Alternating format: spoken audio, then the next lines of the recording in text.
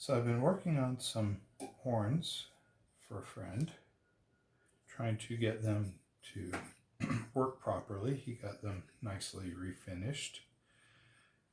And when he got them back from the person who did them, they didn't work right. So he thought he'd try giving them to me and see if I can make them work. It took a little effort, but I'd like to go over what I learned so that you can hopefully get your own horns working if there's a problem.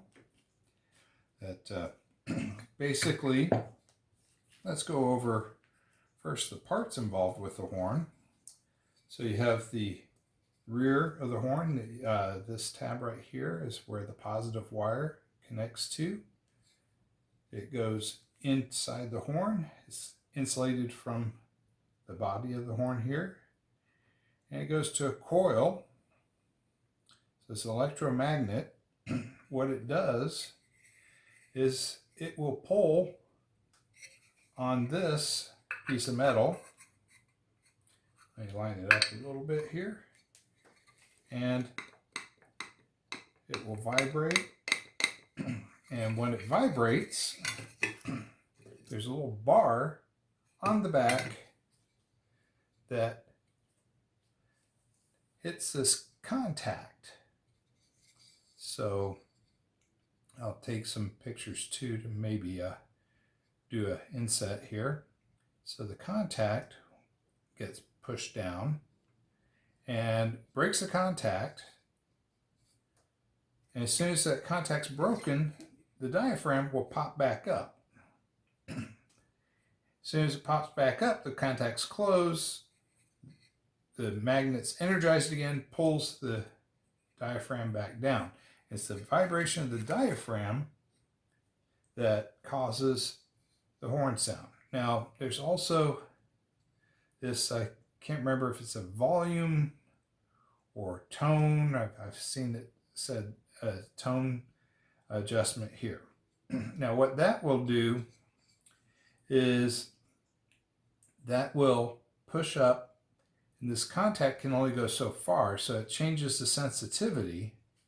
Matter of fact, once the horn is assembled, I check the resistance. But anyway, first thing you want to do if the horn's not working is figure out why. So let me get another horn here that's kind of older. You can kind of see some of the corrosion from over the years. So when you are working on the horn, one of the things you might need to do is apply a little heat to the screws here so that break them up, use some penetrating oil. What I did with these is I hit them a couple of times with heat and penetrating oil, loosen them all up, and that goes to double for the little screw here to adjust the horn tone, volume, whatever it's doing. And that way you can break things free. My friend's horns, unfortunately, the little screws were powder coated to the horn body. So I damaged one and really messed up another. I had to put in a substitute screw. But what you want to do, you can do this with the horn assembled, is best thing to do is check resistance. And you want to check resistance from the tab where the positive wire goes. And let me turn this so you can see it, hopefully, over to the body of the horn. Now this one's a little high. I'm going to adjust it down while we've got you here.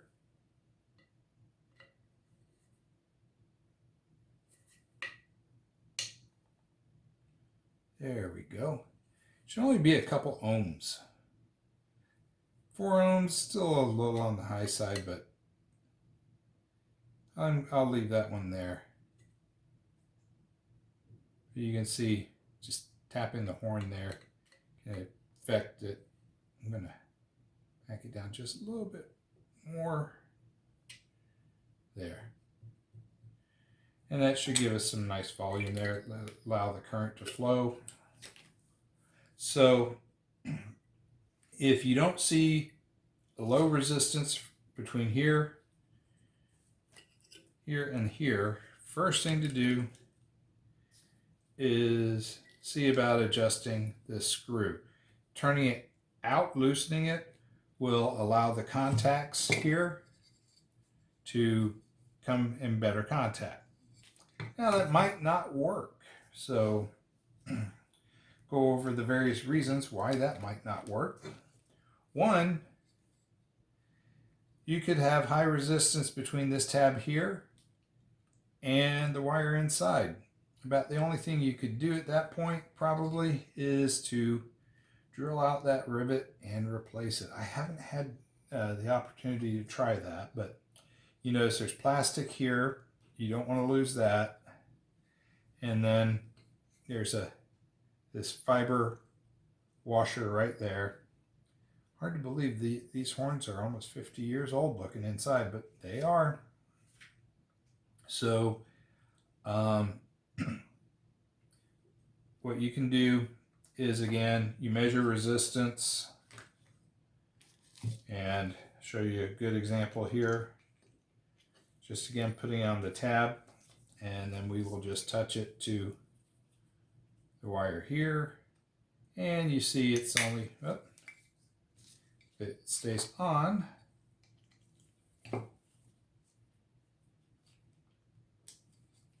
Trying to get it to connect here, and it's only 1.1 ohms. That's very good. And you want to check over to the other side of the coil, 2 ohms. Again, that's fine. And you want to check over to this tab here. And the challenge is getting good electrical contact. That's still a little high.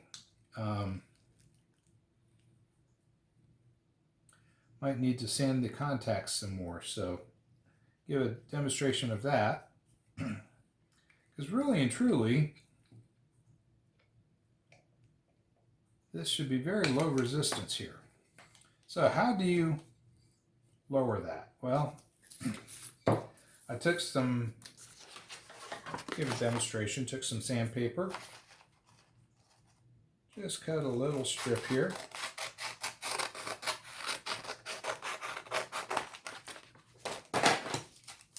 Then you fold it in half.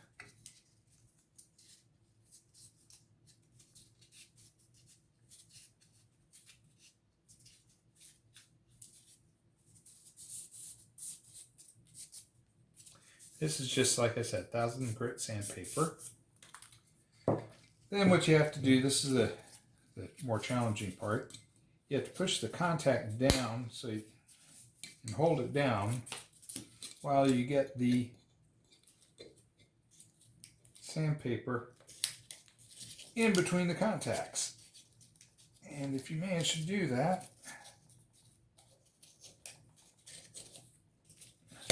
like that,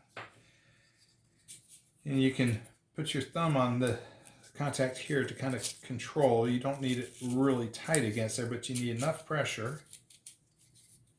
You don't want to tear up the sandpaper. There's a little of the insulating paper around the edge. It's not really critical. But as I pull it through, yeah, it doesn't want to pull through too well here. So I'm going to just find something to allow me to press down on it good. There we go.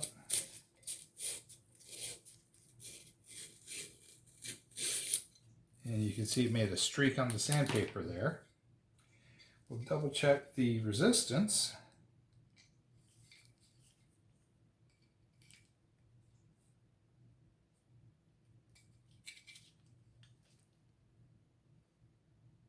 And you can see here, I'm just pressing really hard to make sure I have good contact. It's dropped the resistance a lot more. So we're happy with that. Now, another critical thing is to make sure the diaphragm is lined up. That was one of the problems I had with the horns there that my friend was having me look at. And place a straight edge here, and you'll see there's only about 1 millimeter, maybe, oh, this one's showing less than 1 millimeter. Not much clearance between the straight edge and this alignment hole. Now there's a couple of little pins on either side that the diaphragm will line up. You got to turn it over the correct way, and like I said, they just go right over those pins, and all the holes line up, and when you have it lined up right, you can feel it flexing there. Okay. It's also critical, the order of assembly. So that you have this post that goes all the way through. On the other side, there is a washer and an M6 nut. So there's this fiber washer here. The bar, what the bar does is it breaks the contact. You can actually see where the fiber washer's been kind of hitting on that. So what I'll do is I'll flip this over to go on the other side of that fiber washer, which that will prevent it basically insulates where it's in contact with the contacts, so you don't keep the circuit going. There's a washer in between the bar and the diaphragm, and you can't really see it, but there's another washer on the other side of the diaphragm and the backing plate, and like I said, an M6 nut and a lock washer. So I'm going to assemble this so that's over the pins. Again, you can feel some flex there. And then we will go about reassembling. So I will line up the screws here.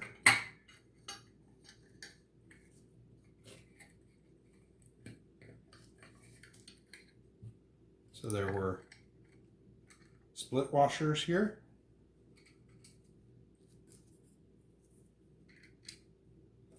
It's interesting, when people rebuild these, I've seen them built differently from what I've taken apart, and horns I think were unmolested.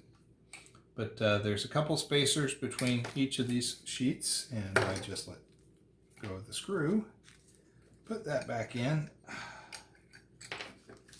if I can. There we go. Put the washer back on top. Okay, so now there's another split washer goes over each, and an M5 nut. These are all M5 screws, so if you find that your screws are in bad shape, you can just get new M5 screws and everything will be fine. And I just managed to drop one of my washers here, so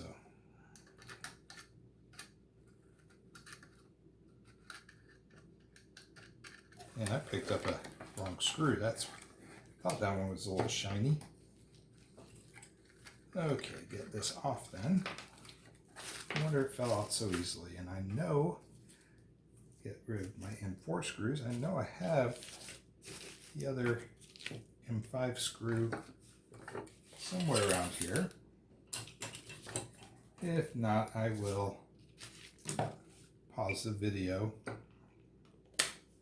and get another screw, because I know I have a supply of them. That's what I will do.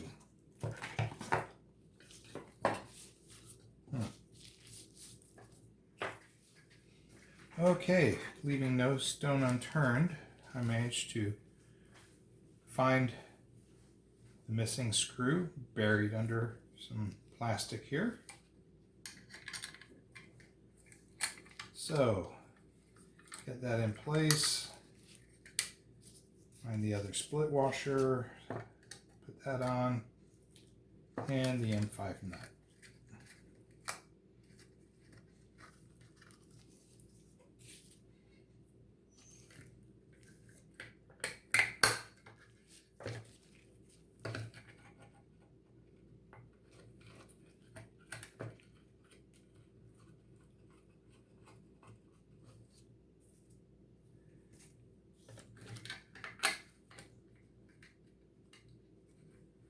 So the head of the screw goes towards the front of the horn.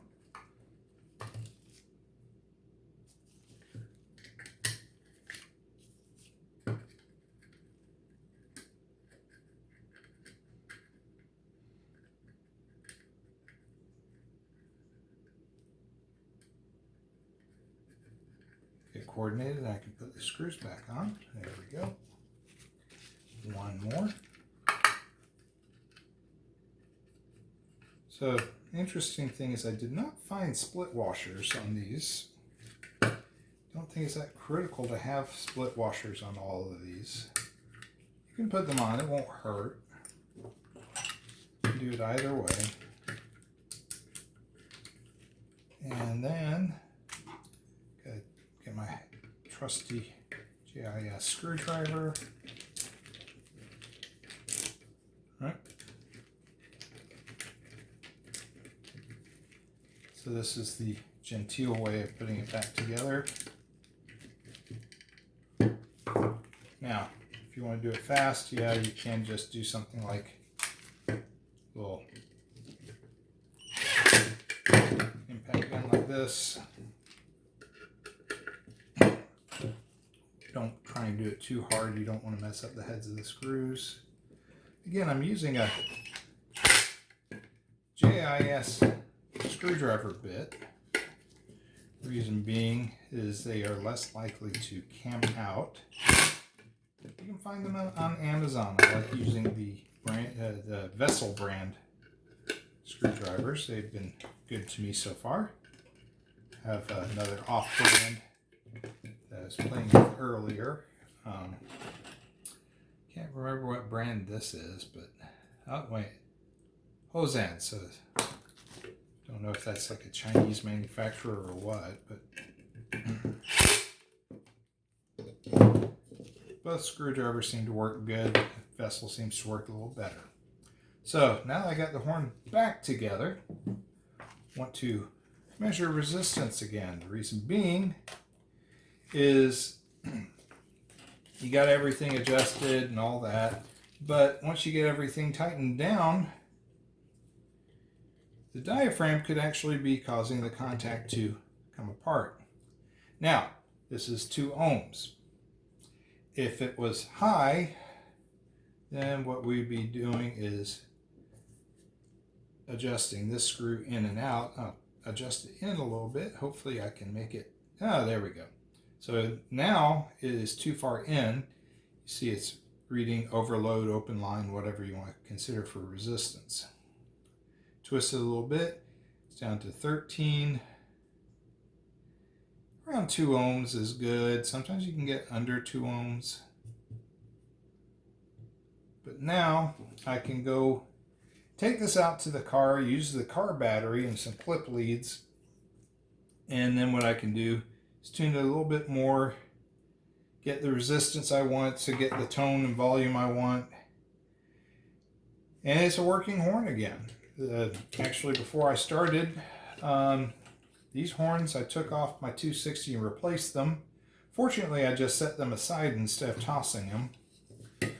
And as a couple of friends have wanted me to work on horns, I've dug into them more to the point where I finally understand enough I can get them to work again. It was kind of neat hearing these horns operate for the first time in many years. So, again, what you're looking for is to make sure you have low resistance between this tab and the coil inside. You want to make sure the coil's good. Coming over to the contact, you might need to sand the contact. Use some 1000 grit sandpaper, fold it in half, run it between the contacts, just pull it on through, moderating the pressure with your thumb on the contact. make sure the diaphragm is assembled properly and is aligned properly so that it will hit the contact. Remember, you have to have that fiber washer on the outside. I didn't realize one of my friend's horns wasn't assembled properly. It's having trouble getting it back together because I did not have the fiber washer on the outside. Whoever rebuilt it didn't assemble it in the right order, so I assembled it in the right order. Now now both of those horns work nicely. I've gotten these horns where I can, it'd be nice to refresh them if I wanted, but I'm not too worried about that. I'm just going to probably clean them up a bit, maybe sometime, paint them maybe, and then slap them back onto the car. So if you need to replace this screw for some reason, it is an M4. All the rest of these are M5s. That's about, I want to say 6 mil there. This is like a 12 to 16 millimeter, I think. So easy to find, bellmetric.com. I did notice a site called British Metrics. They deal mostly with hydraulic adapters and what have you, but they also had some black zinc JIS M4 screws, which would look nice here. Probably black zinc would look nice all the way around. So if you're looking to dress up your horns a little bit, you don't really care. I mean, this looks very nice too. Whatever you want to do to accent your car, it's up to you. Remember, you own it. Some people want to keep everything original. That's fine. But anyway, I hope you got something out of this video. And let me know if you were able to use this information to get a set of horns working. And yeah, I do check comments on YouTube, so hopefully if you have questions, I maybe can answer them for you. Good luck, and I'll look through some other video I shot to see if I want to do any sort of additions, inlays, or whatever. But let's keep them on.